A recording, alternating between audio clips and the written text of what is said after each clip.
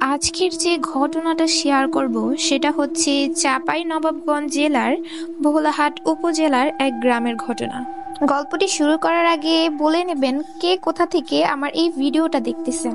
আমি অবশ্যই তার কমেন্টের রিপ্লাই দিব। তো চলো গল্পটা শুরু করি। অনেক আগের কথা, সেই গ্রামের একবারে পূর্ব পাশে একটা ঘর নিয়ে থাকতো শরীফা বিবি। স্বামী পরিত্যা, মেয়ে মানুষ। সারাদিন মানুষের বাড়িতে ফুড ফরমাস খেটে যেই টাকা পেত তা দিয়েই দিন কেটে যেত তার। ছোট একটা মেয়ে ছিল শরীফার, বয়স মাত্র 11 বছর। সেই মেয়েকে নিয়েই গ্রামের একদম শেষ মাথায় ঘরটিতে থাকতো সে।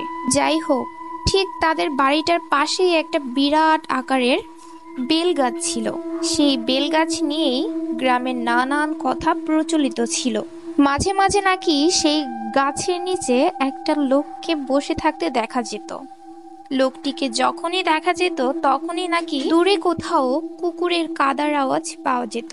মার্চ মাসের কোনো এক রবিবারে শহর থেকে নিজেদের দোকানের জন্য কেনাকাটা করে ফিরছিল একদল গ্রাম্য দোকানদার।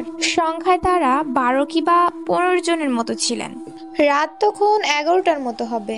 শরীফাদের বাসার কাছে আসতেই তারা দেখতে পেলেন সেই গাছের নিচে লোকটি বসে আছে এবং লোকটিকে ঘিরে আছে একদল মানুষ আকৃতি ছায়ামূর্তি।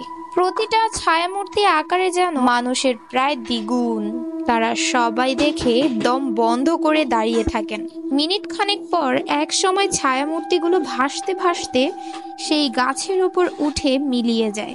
এর খানিক পর লোকটিকে আর দেখা যায় না। ঠিক সেই সময় তাদের চমকে দিয়ে শরীফার ঘর থেকে ভয়ঙ্কর আর্তনাদ আওয়াজ ভেসে আসে। তারা প্রত্যেকেই ভয় পেয়ে যায় এবং দ্রুত সেই স্থান ত্যাগ করে। পরের দিন সকালে স্থানীয় কিছু মানুষের হাতে লাঠি সোঁটা নিয়ে সেই ঘরের দিকে গেলে ঘরের মেঝেতে শরীফা এবং তার মেয়েকে মাথাহীন লাশ খুঁজে পায়। অনেক খোঁজাখুঁজির পর তাদের মাথাগুলো পাওয়া যায় সেই গাছের মগডালে, ঠিক যেখানে তার আগের রাতের লোকগুলোর ওই ছায়ামূর্তিকে হারিয়ে যেতে দেখেছিল। সেই ঘরটি এখনো আছে। বেলগাছটি এরপর কেটে ফেলা হয়েছিল।